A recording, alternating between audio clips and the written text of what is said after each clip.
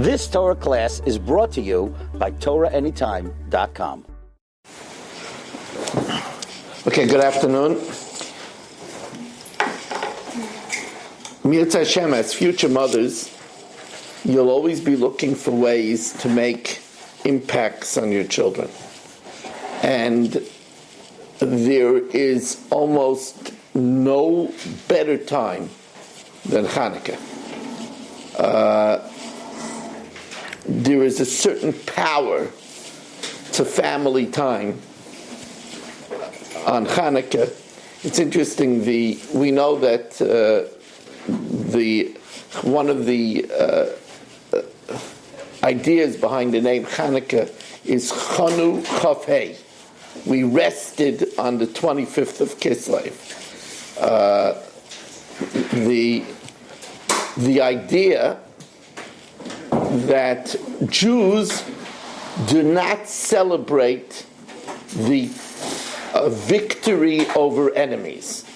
Of course, we were miraculously victorious over the Syrian Greeks, the Yevonim, but as Jews, we don't celebrate the misery of our enemies. That's not, the Goyim, they would cut off heads and hang them up in celebration. They would bring home army trophies. And they would revel at the victory of the enemy. We don't do that. We, like for example on Purim, it says in the Megillah, Kayomim asher nochu v'hem haYehudim, like the days that the Jews rested, the relief from the Amalekis, the relief from Haman, but not our conquest. We don't celebrate conquest. The drowning of the 9 million Egyptians in the Red Sea happened in the last third of the night, a time when most people are sleeping, because we don't want to celebrate that. Although Shvi Shel Pesach, the seventh day of Pesach, is a great holiday for us, the holiday is that we were rescued from the Yam. That we have a song, Oz Gesher, that we were rescued from the Yam, but not from the sea, but not that we crunched them. But it's interesting, the Ben Ish Chai said that if it was him, he wouldn't call the holiday Hanukkah. He would call it Nichucha, Noyach Chafei. By the way, you would get used to that pretty quickly. Did you celebrate Nichucha? Are you going to your friends on Nichucha? It's just a matter of getting used to. But that would be Noyach Chafei. The Ben Ish Chai, to make it very short, says that it's called Hanukkah because there's an Indian of chinuch. There's an Indian of education on Hanukkah. Hanukkah is a great day. Unfortunately, some people have tried to Americanize and make it more similar to Xmas by hanging up Hanukkah lights, and there has been some criticism of Hanukkah presents, that people are just making like Xmas presents. I will tell you that in our family, raising our children, my wife and I used to go out and we bought gifts for all 8 nights of Hanukkah. And I'll tell you why. Because after we lit the menorah, we had family time. And we all sat down on the floor. We shut the lights, basking in the glow of the Hanukkah candles. And we would give out presents. And my wife and I gift wrapped it. But before they got their presents, they had to listen to me talk to them. And I told them something about Hanukkah. And when there's presents, the children sit down. And it made it a beautiful family time. My children still remember it. Hanukkah has extremely contemporary lessons for our time. There's two types of holidays. There's the holidays that represent when the guy tried to kill us, right? That's Purim. So my father, Olav Hashem, that grew up in the ghetto and in Auschwitz, he related to Purim because he lived at a time where Hitler also tried lashmid, larog, la'abedes kol Yud, to destroy, to obliterate, right, all the Jews. Minar vad zaken, from children until the elderly, taf v'noshim, right, babies and women, which that's what Hitler did, right? He sent them all to the left right away. The babies, the women, the elderly were sent all to the left, and the rest of the people he slowly killed with harsh labor. And then when they became skeletons, he sent them to the gas chambers too. So they related to Purim very well. In our time, we relate to Chanukah. Because at the time of the Yevanim, the Syrian Greeks, they tried to assimilate us. What do we say in Al-Anisam? Lashkicham toiroisecha ulavira mechukei ritzonecha, to cause us to forget your Torah and not to fulfill your laws. That was the Yevanim. Here's a simple anagram. What happens? Could somebody give me a different word from the word Yavan, with the letters of Yavan? Yud Vav Nun. Nai. Nai. That's beauty. Yafteli Kim Yefes, Hashem will make beautiful Yefes. Yafyuv Sai Shel Yefes Yavan Shema. Yavan was beautiful. It was, we still have the Olympics. And the Olympics are the best, the mightiest, the most talented athletes. They still light the Olympic torch in Athens, the capital of Greece. But the Olympics, as grand as it is a mere residue of the beauty and might of Greece. It was very attractive. The beauty, they were so into gourmet foods that they invented apictoisin. Does anybody know what apictoisin is? It's it's close because that's also a Greek word. But apictoisin means is that they put their fingers in their mouth and vomited up food in order to be able to eat again. They had such gastronomic delights. They were so into the physical pleasures. And if you think about it, that's us. That's us. America is one big amusement park. It's $1 trillion economy to have fun. Whether it's the amazing amount of money spent on video games, on computer games, the amount of money spent on going to stadiums, to restaurants, on travel. America is about having fun. And we are lured to the way of the Goyim by beauty. That's America, right? So, on Hanukkah we teach our children Jewish ideology. So here, let me ask you a question.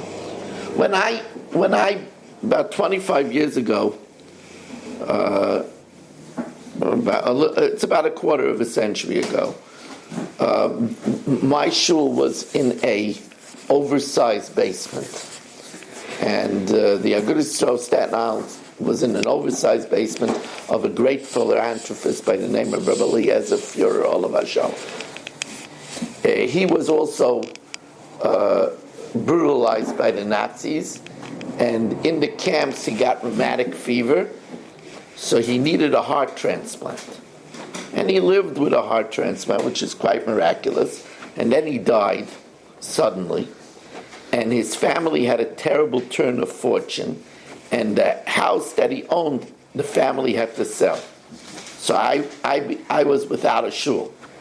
So with great hashgacha pratis, I took my very, very poor shul, and we managed to build a building that's now over $1.5 million. I don't know how we did it. We made a bricklaying ceremony, and people came and paid $36 a brick and laid bricks. It was really a big Kiddush Hashem. The politicians came, and Rabbanim came, and children came. My children were very little then, some of them. We have pictures of them laying bricks in the shul. Some of them still remember which brick is theirs. Anyway, at the time, the board of directors asked me what part of the shul's construction I want to be directly involved with. And I told them everything, which was true. But I told them especially the lights. I want to be involved in the lights, because lighting is very important. First of all, lighting defines your mood. When it's bright, people are in a better mood. Secondly, you have to daven and learn. You need very good light.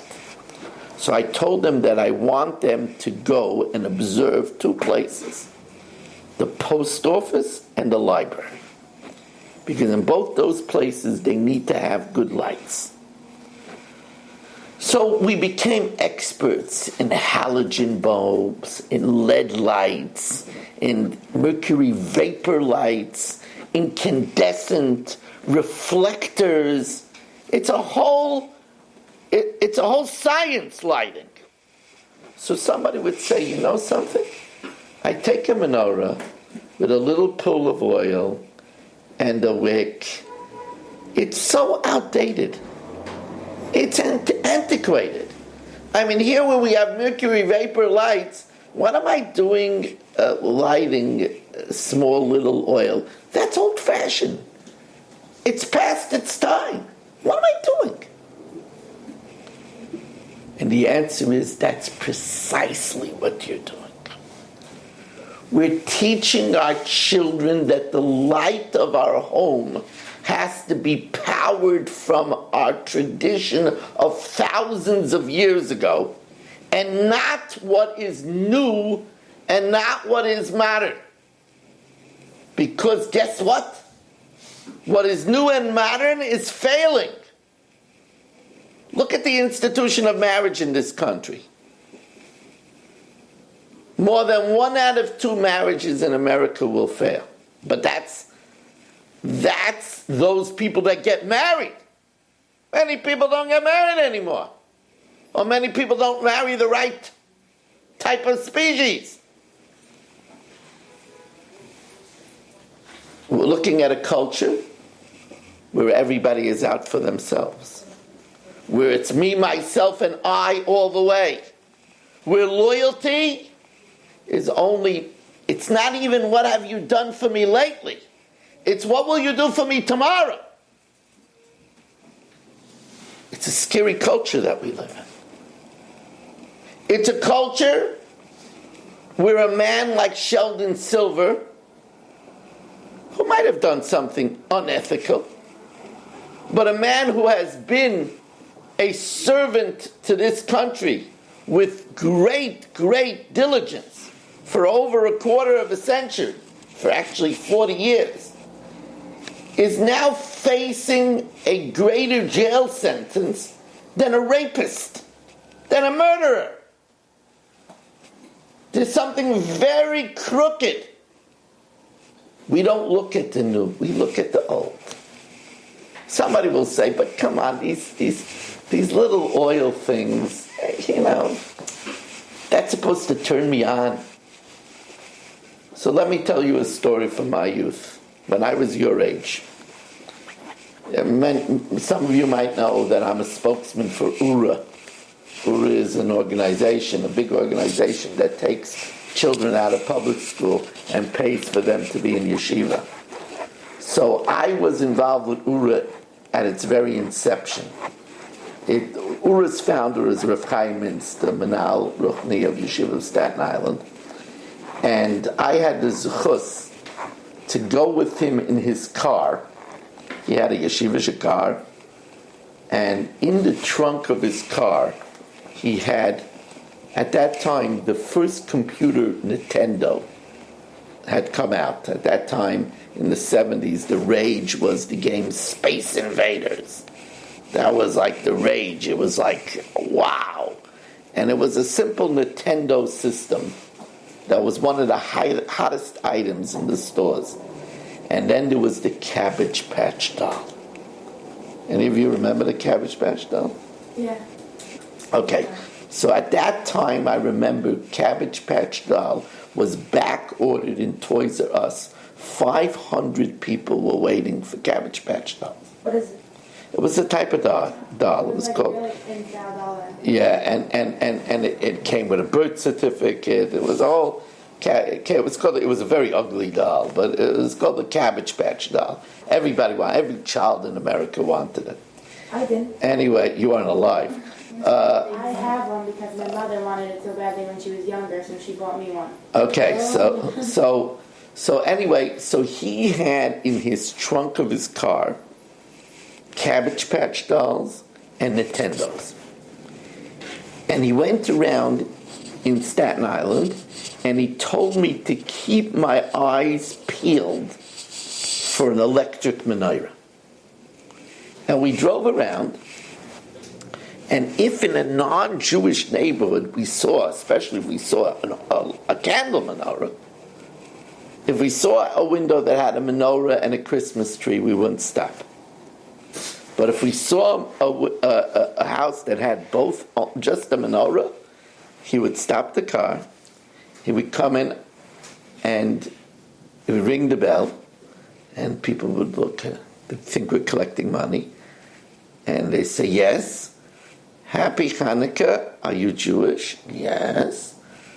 My name is Rabbi Mintz. I brought a Hanukkah toy for your children. And he would say, do you have a boy? Do you have a girl? They usually would not have more than 2 children. So, well, we have a girl. So he would tell me to go to the trunk and bring out this pink package, and it could come in. The girl would come out, and he would hand her the toy. He said, you could open it. And she would open it, and she would squeal, Cabbage Patch doll! And the parents would be so overwhelmed, and he would say to them, does your child go to a Jewish school? No, it goes to PS 232. So, well, did you ever think of enrolling your child in a Jewish school? Well, we did, but it's so expensive. You know, if you would be really serious about it, we would pay for it. And many children are married today with children in yeshivas, and married yeshiva guys or yeshiva girls because of these stops in their homes. That's how it started. And it always amazed me that menorah, thousands of years old, acted as a beacon, as a signal to summon us back to their homes, that it shouldn't be lashkicham toiresecha lavira mechukei ritzanecha. That's the power of a menorah. That's the power of Jewish traditions. The Persume Nisa, but also today we say that the Iker Persume Nisa is bifnim, is in the home. And we tell our children that the light of our lives, the illumination of our lives, is the light of the menorah. That's the menorah in the base of English represents Or is Torah. Kiner mitzvah v'Torah. Our light that guides us, what guides us in life, has to be the Torah. In other words, by the Goyim, they're full of gossip. In their newspapers, they have the gossip columns. Their talk show hosts always talk about people. Our Torah tells us, Oror makarei basasa, cursed is somebody who smites his fellow or her fellow behind her back.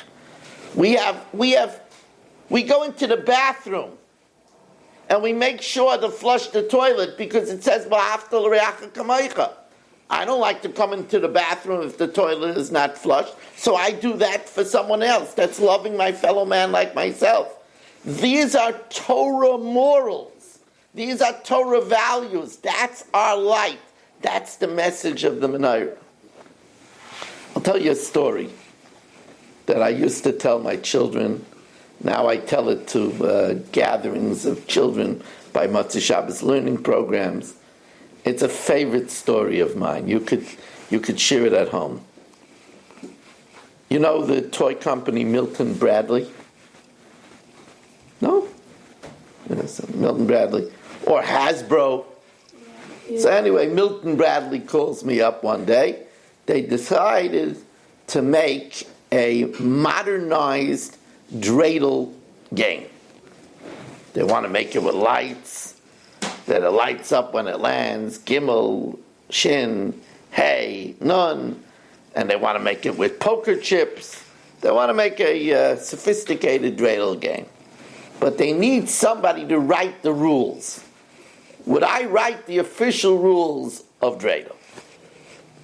And they said, you should explain it. So I said, no problem. So I wrote them up that there's 4 letters on the dreidel, and if you get a nun, it's nothing. If you get a gimel, you win. If you get a hey, it's half. If you get a shin, you pay. And it stands for Nes Gadol HaYasham. A great miracle happened there. Okay. I get a call back from Milton Bradley. The rules make no sense.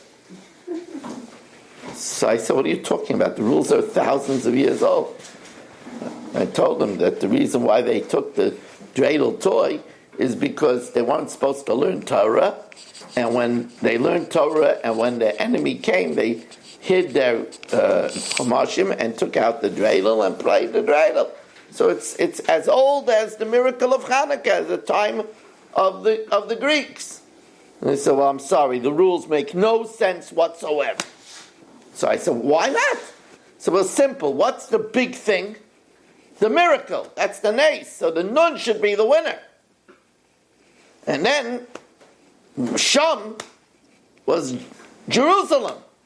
So the shin should be next. So the 2 letters that you're saying are the worst should be the best. It doesn't make sense, your rules. It's Yiddish. Oh, so I called them back and I said I didn't want to get into it, but it's really Yiddish. The nun stands for nein, no, or nisht. The hey stands for halb, half. The gimel stands for ganz, all. And the shin stands for shtel, or shtitz, to put in. A day later, I get an express mail, a letter from the think tank of Milton Bradley, annoyed and saying that I'm really, really not serving them well. They said they did research and they found out that at the time of the miracle of the Syrian Greeks and the Hashmonaim dynasty, the Yiddish language did not exist yet. So that can't be the origin of the dreidel.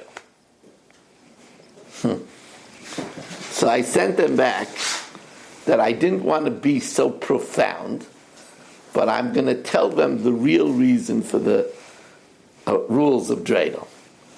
And I told them in Judaism, the letter Aleph represents God. Reason is because Aleph is numerically 1, it's the one and only. Aleph means the chief, the teacher, the master. And I told them the composition of the letter Aleph is a diagonal vav with 2 yuds, which is Gematria 26, which is the ineffable name Yud Kei Vav Kei. So Aleph represents God. In the game of life, the closer you are to God, the closer you act like God. Ani kirvas elikim li tov, David HaMelech says, for me to be close to God is good, is a winner. What's the closest letter on the dreidel to Aleph? Gimel. That's the winner. The next letter is Hey. Nun that's further is nothing. Shin that's all the way on the other side is the loser. In the game of life, the closer we are to God, God is kind, we're going to be kind. God is merciful, we're merciful. God is gracious, you're a winner. So they said, you've earned your money. Now, the story isn't true. It never happened. I never dealt with Milton Bradley. But that's the story that I made up. And the lesson is so important because it attaches such a significance to the dreidel game. You say, we spin through life. It's important that we land close to Hashem. In all of life, life is always going to give you challenges and vicissitudes. How you land, whether it's close to Hashem or far to Hashem, will define whether you're winning or losing in life. Now, I want to tell you something that I always think about when it comes to Hanukkah. This is a biggie.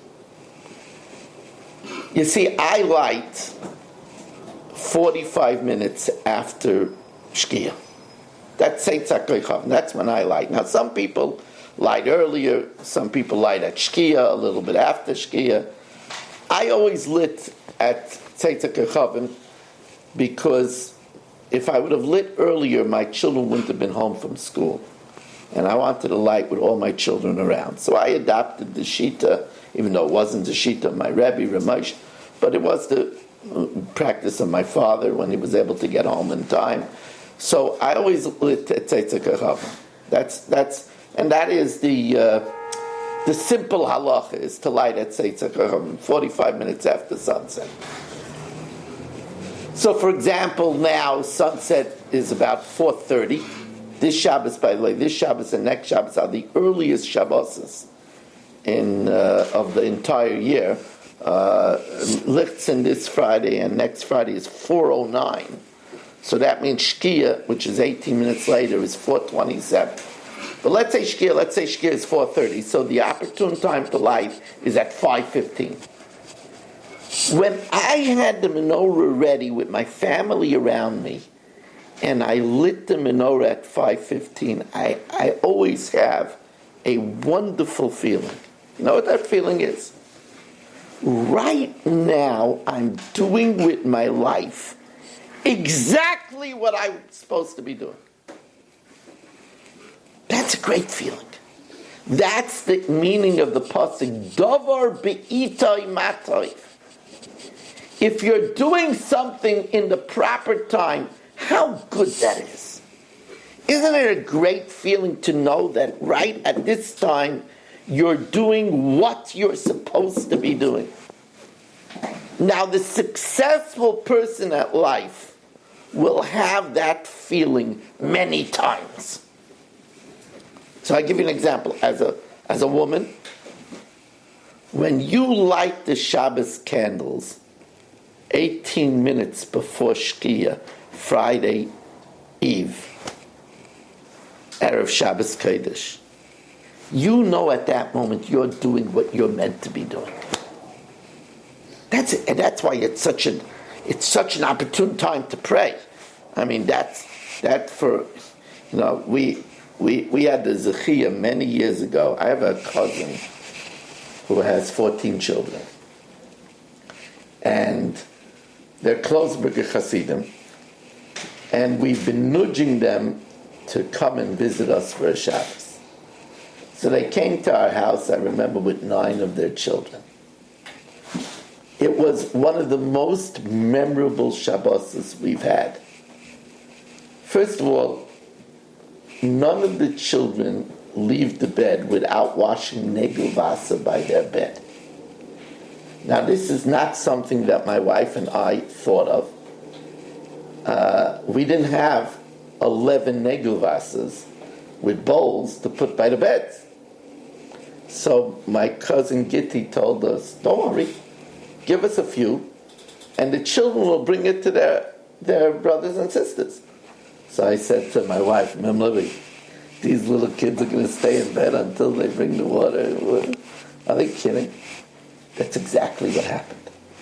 They didn't leave their beds until their brothers and sisters brought them negelas. It was just something to see. So anyway, my wife lit candles, and she's a Rebbe, and she lights candles with a lot of kavanah. She came over to me when I came home for Shabbat from shul to say Shalom Aleichem. She whispered to me, I hope Kitty's all right. I hope everything is all right. So I said, why? She said, Maish, she lit candles, and for 20 minutes she was crying bad Ldaas neighbors. I hope everything was all right. So before I started, I went over to my cousin Meyer, her husband, and I said, is everything all right? He says, what do you mean? It's wonderful. It's great to be here. I said, my wife told me that Kitty was really crying by Ldaas neighbors. So he laughed. He says, well, of course. That's our time with the Bashefer. That's our time with the Eibishter. And she really, really had kavanah. You know, there's a tefillah that women pray, that their children should be Talmidei Chachamim, and that their husbands should only have eyes for them, which is especially important in today's day and age. Why is it such a special time? Because a wife with all the mad rush of getting ready the children and cooking for Shabbos and getting the house clean, for her to be ready, preferably to have daven mincha before, or put on a nice Shabbos robe in honor of the Shabbos, and to be ready there standing and lighting the candles at the precise time. She is doing with her life at that moment what she's supposed to be doing. Now, the more moments you have like that, where you know I'm doing what I'm supposed to be doing, the more successful you know you are at life. So you'll say, give me another example. I'll give you a simple example. Your mother asks you, could you please help me clean up the kitchen? Not now, Ma. Come on. Had a hard week. You know, Ma, that's what cleaning ladies are for. Do I look like a cleaning lady? Is that what you want from me? You realize that if your mother asks you something right now at your stage of your life, that mitzvah of kibbud of the aim is the best possible thing you could be doing at that moment. Now, you see, in a way, men have this easier than women. Why? Because we're given a totem pole of priorities and mitzvahs, and it says Talmud Torah Keneged Kula. So if I could squirrel away time to learn Torah, it says Gedela Talmud Torah Yosim Atzalas Nefashos, that learning Torah is even greater than saving lives. Not that if somebody is drowning and you're learning, you say, oh, I'm sorry, I can't help the person because I'm learning. The Gemara says that's a chassid shait. That's a fool. But what it means is, in raw merit, learning is the best thing. Right? To women that don't have the mitzvah of Talmud Torah, but I'll give you an example.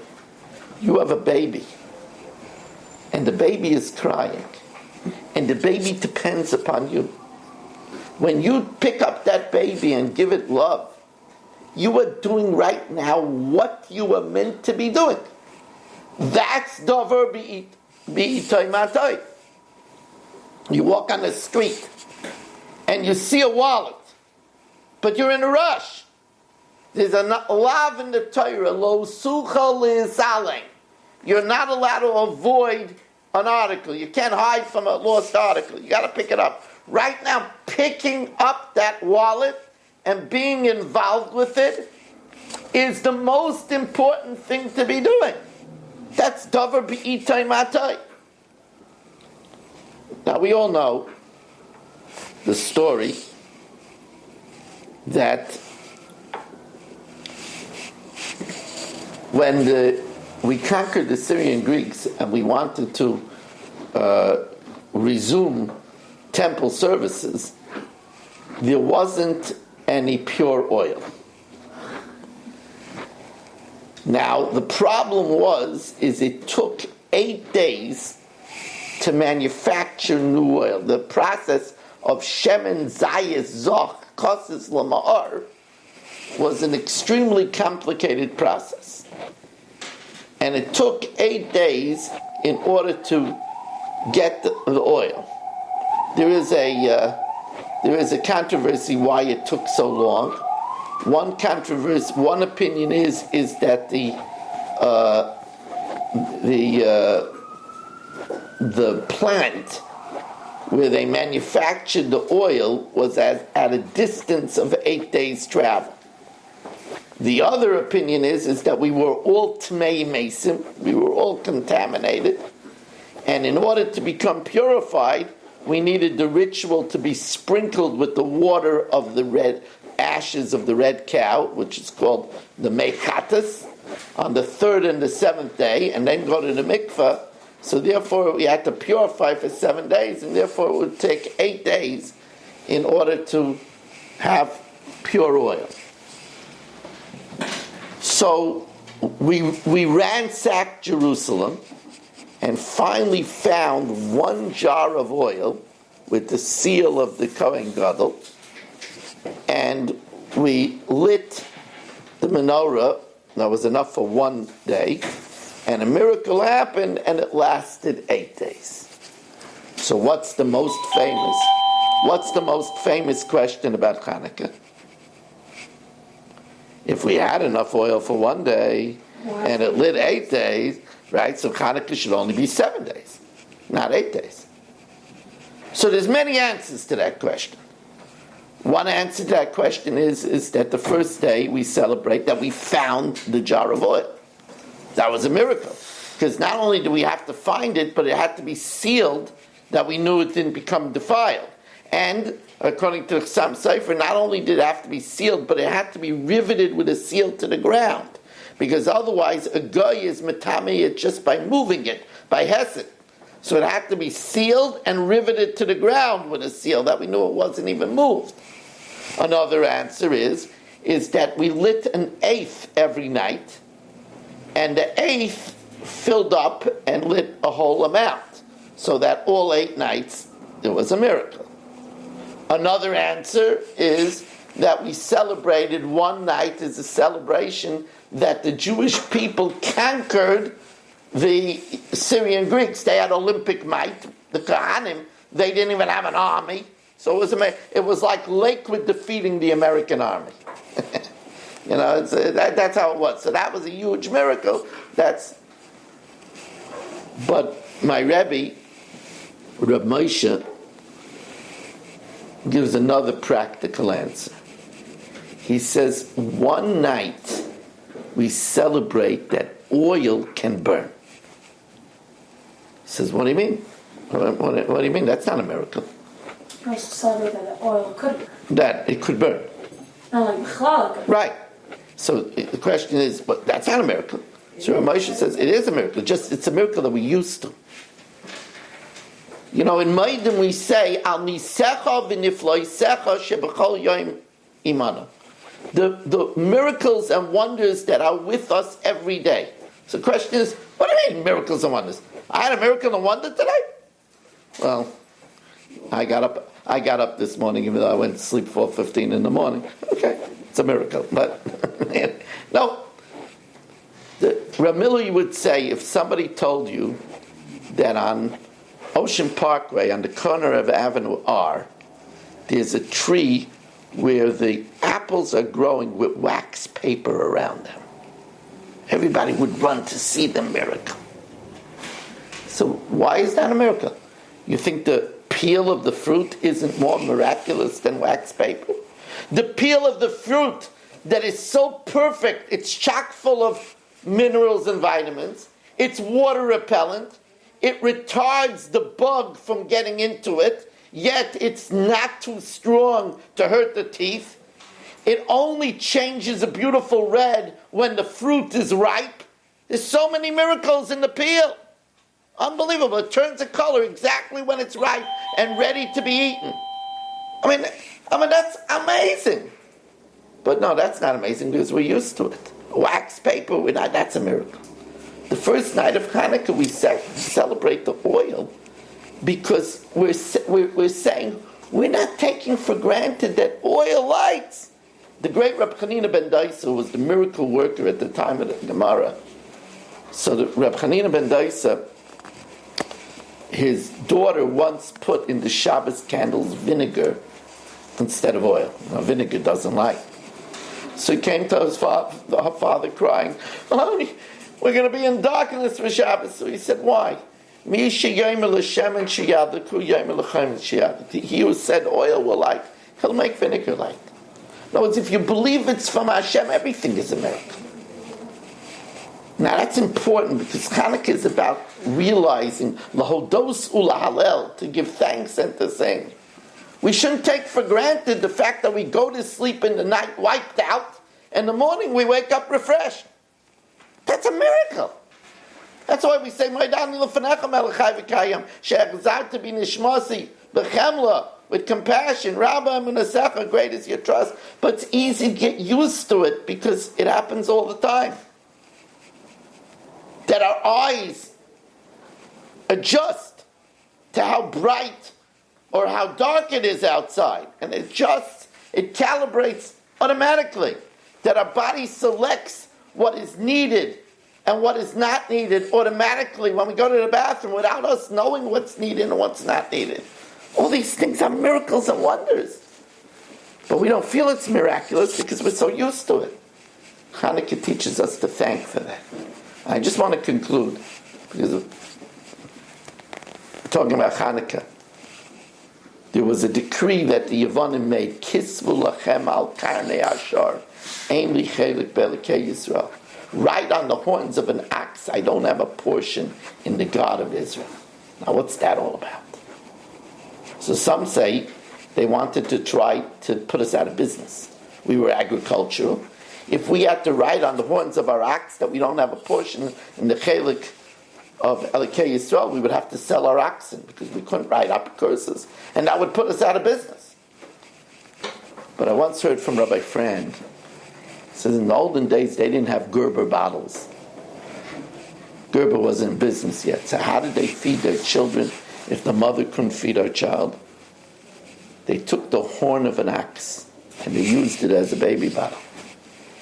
They wanted us to teach our little children that ain't li chelik be'elokei Yisrael. They wanted us to teach atheism to our children. We have the last laugh. And we use Hanukkah for a time of educating our children in the belief of Hashem, in the light of His Torah. May we be zeicha, may all of you be zeicha. It's Hashem to raise wonderful families, to be able to give them the aura of warmth and wisdom that comes from the traditions of Hanukkah. Happy Hanukkah, everybody. Thank you. Thank you. You've just experienced another Torah class brought to you by TorahAnytime.com.